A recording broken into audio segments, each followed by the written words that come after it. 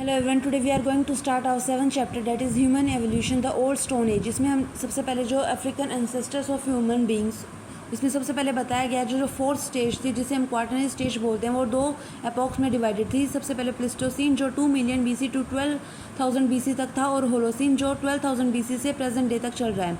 जो human life begin, जो life वगैरह बिगेन होना स्टार्ट हुई वो 3500 मिलियन ईयर्स अगो स्टार्ट हुई थी, और जो ह्यूमंस थे वो प्री प्लिस्टोसिन और अर्ली प्लिस्टोसिन टाइम्स में स्टार्ट हुए। हमें सेवरल टाइप्स ऑफ ह्यूमंस देखने को मिलते हैं जिसे हम होमिनिड्स वगैरह बोलते थे। जो इंपॉर्टेंट इवोल्यूशन आया ह्यूमन हिस्ट्री में वो एक जो क्रिएचर था ऑस्ट्रोलोपिथेकस, जिसकी वजह से आया। जो ऑस्ट्रोलोपिथेकस था उसके अंदर हमें काफ़ी जो मार्क्स वगैरह देखने को मिलते हैं वो ह्यूमन जो प्रेजेंट ह्यूमंस है उनसे मिलते जुलते थे। ये बाईपेडल था और पोर्ट बैलिड था। उसके बाद हमने देखा जो वेरियस ह्यूमंस थे उनमें से सबसे फर्स्ट इंपॉर्टेंट ह्यूमन था वो था होमो हैबिली। होमो हैबिली वो क्रिएचर था जिसने मतलब जो स्टोन्स वगैरह को तोड़कर टूल्स वगैरह बनाना स्टार्ट किया, और ये मेनली हमें ओल्ड स्टोन एज में मतलब ये ज़्यादा हैंडी और स्किलफुल मैन था।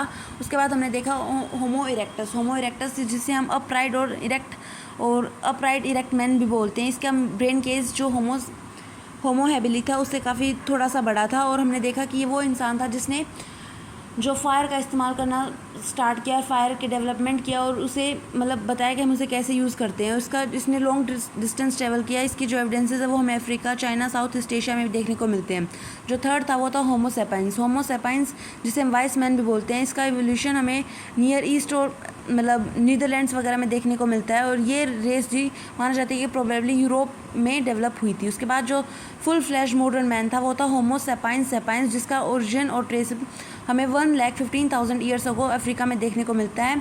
और जो ये इंसान था इसका जो फोर हेड था वो भी काफ़ी बड़ा था। इसके अंदर थिनर बोन्स देखने को मिलती है, और माना जाता है कि जो इसका मतलब ये जो बाकी जो अदर ह्यूमनॉइड स्पीसीज़ थी उनसे काफ़ी स्किलफुल था, काफ़ी हैंडी था, और काफ़ी मतलब इफ़ेक्टिवली यूज़ करता था, और अपने आप को एनवायरनमेंट के हिसाब से मॉडिफाई करता था। उसके बाद जो टॉपिक है वो अर्ली मैन इन इंडिया। इसमें देखा जाता है कि बताया गया है कि जो इंडिया उसमें हमें काफ़ी कम फॉसिल्स देखने को मिले।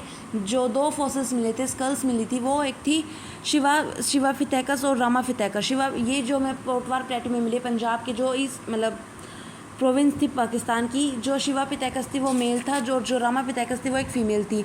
लेकिन इनके जो बाकी मूवमेंट वगैरह के बारे में हमें कोई एविडेंस वगैरह देखने को नहीं मिले।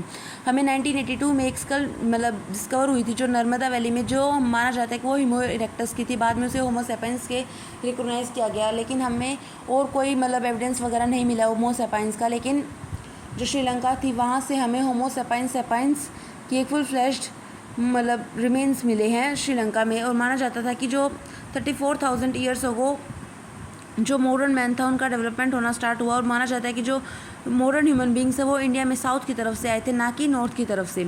उसके बाद फेजेस इन पैलियोलिथिक एज में हमें 3 तरीके के फेजेस देखने को मिलते हैं। जैसे लोअर पैलियोलिथिक एज जो 5 लाख टू 50,000 BC तक थी, जिसे हम होमो इरेक्टस भी बोलते हैं। इसका इवोल्यूशन मतलब हम बोल सकते हैं कि जो होमो मतलब लोअर पैलियोलिथिक में पीपल्स थे वो केव्स वगैरह में रहते थे, पेड़ों पर रहते थे, और वो हंटिंग और फूड गैदरिंग उनका मेन वो था।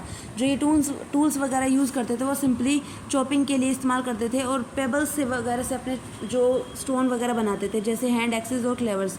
जो इनकी इंपॉर्टेंट साइट्स है जहाँ इनके एविडेंसेस वगैरह मिले वो है सोहन रिवर वैली, हिरन वैली, जो रॉक शेल्टर्स ऑफ भिम्बेटका, बेलन वैली ऑफ मिर्ज़ापुर। उसके बाद हम देखते हैं मिडिल पैलियोलिथिक एज में। मिडिल पैलियोलिथिक में लैंग्वेज थोड़ी सी इन्वेंट हुई थी, फ्लेक कल्चर इसमें ज़्यादा था, मतलब एक्सेसिवनेस थी इम्प्लीमेंटेड फ्लेक्स वगैरह की, वो हमें देखने को मिली। रिफाइंड और लाइटर टूल्स जो हार्ड स्टोन मटेरियल से बनते थे लाइक फ्लिंट वर यूज्ड, और हमें डाइवर्सिफाइड टूल्स देखने को मिले। इसकी साइड्स थी Son, Narmada, Tungabhadra river valleys, Potwar plateau और सांगो केव जो पेशावर पाकिस्तान में है। उसके बाद हमने देखा जो अपर पैलियोलिथिक एज थी, जो हम बोलते हैं कि 40,000 टू 10,000 BC तक थी, जिसमें हमें होमो सेपियंस जो क्रिएचर है वो देखने को मिला। इसमें जो फ्लेक ब्लेड कल्चर देखने को मिला, फ्लेक ब्लेड मतलब due to excessiveness of implemented from the flake blade culture, because जो टूल्स वगैरह यूज़ होते थे वो फ्लेक ब्लेड से काफ़ी मतलब उनका एक्सेसिव यूज़ होता था फ्लेक ब्लेड का। Even with more refined and light tools they were backed blades with 2 cutting edges. Blades, scrapers, burins could be fitted in handle. Stone bone tools like needles and harpoons were also found. जो इसकी sites वगैरह थी वो थी Andhra Pradesh, Karnataka, Maharashtra, central MP, southern UP, Kurnool और मुच्छर ताकला, चिंतामणि, कावी जो आंध्र प्रदेश में है। उसके बाद हमने देखा कि अपर पैलियोलिथिक है, वहाँ का जो क्लाइमेट था वो लेस ह्यूमिड था और मतलब यहाँ पर जो इंडिया में हमें 566 साइट्स देखने को मिली थी अपर पैलियोलिथिक फेज़ की। उसके बाद आता है मीज़ोलिथिक फ़ेज़। मीज़ोलिथिक मतलब हंटर्स एंड हर्डर्स का फ़ेज़। इसमें हम बोल सकते हैं कि ये ट्रांजिशनल फ़ेज़ था पैलियोलिथिक और नियोलिथिक एज का। और इसमें जो इसकी पेंटिंग्स वगैरह होती है उसमें स्नेक्स वगैरह का कोई डिपिक्शन नहीं था। ये ट्रांजिशनल फेज़ था, जैसा कि हमने बताया कि ये ट्रांजिशनल फेज़ था, तो पीपल यूज़ करते थे bow and arrows and hence big animals were hunted down easily. First burials were reported and use of stone ornaments also appear. हमने देखा कि domestication of animals like sheep and goats का found हुआ। First human colonization Ganga plains में देखने को मिली। Tools वगैरह जो थे वो माइक्रोलिथ टूल्स का इस्तेमाल करते थे, जो माइक्रो साइज स्टोन से बने होते थे और जो वेरी रिफाइंड थे। Bow and arrow and other microlith in various shapes like moon, triangle shape, rectangle, crescent and arrow headed use होते थे। उसके बाद हमने देखा कि जो मीज़ोलिथ पीपल्स थे वो हंटिंग, फिशिंग और फूड गैदरिंग पर रहते थे। इनकी जो इंपॉर्टेंट साइट्स थी वो थी भिमबेटका, महाबता, सराई और अर्लीस्ट केव पेंट। जो इनसे रिलेटेड अर्लीस्ट केव पेंटिंग थी वो हमें भिमबेटका में देखने को मिलती थी। उसके बाद टॉपिक है art in the old stone as. हमें जो पीपल्स थे पैलियोलिथिक और मीज़ोलिथिक एज के, वो पेंटिंग्स वगैरह करते थे। जैसे as we discuss in the upper palaeolithic and mesolithic phase, हमने देखा कि पेंटिंग ज़्यादा वगैरह करते थे। जो भिमबेटका साइट है वो इनकी इंपॉर्टेंट साइट थी। हमने देखा कि बर्ड्स वगैरह, एनिमल्स वगैरह और जो हंटिंग वगैरह के सीन्स को दर्शाते थे। लेकिन मीज़ोलिथिक जो पेंटिंग्स हैं उसमें हमें स्नेक का कोई डिपिक्शन वगैरह देखने को नहीं मिला। हंटिंग और गैदरिंग से जो इनके एविडेंसेस, मतलब जो इनकी पेंटिंग थी वो इवॉल्व होती थी। हम ये नहीं बोल सकते थे कि वो जो सोशल कन्फ्लिक्ट को दर्शाने के लिए पेंटिंग्स वगैरह करते थे, ऐसा कुछ नहीं था। ये जो थे हम मानते कि ये अपना मतलब in all probability people depict various wild animals to ensure control over them, for hunting was the principal source of livelihood. और हम देखते हैं कि जो हरप्पन वगैरह कल्चर, इसमें बताया गया कि जो हरप्पन कंटेस्ट उसमें भी एनिमल पेंटिंग्स की हमें काफ़ी डिपिक्शंस वगैरह देखने को मिली हैं। और इनकी पेंटिंग्स में हमें एनिमल फिगरेंस, फीमेल फिगराइंस भी काफ़ी देखने को मिलती थी।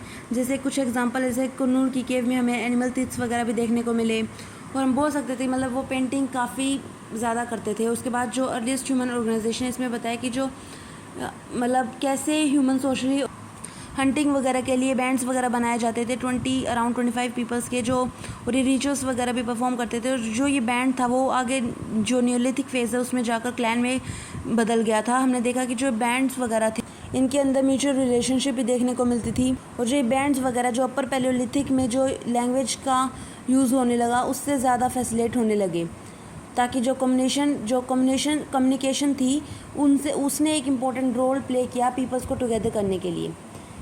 Thank you. That's all in this chapter.